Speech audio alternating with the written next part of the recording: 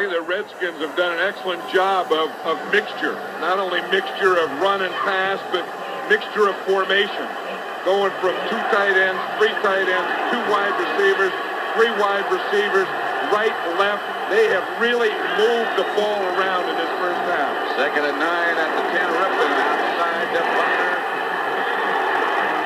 Touchdown, Redskins.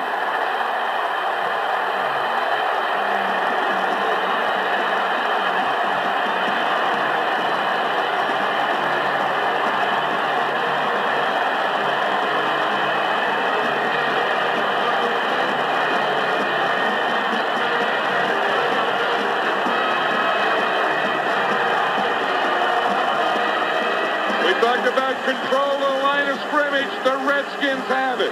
Control the line of scrimmage brings confidence, and confidence brings touchdowns.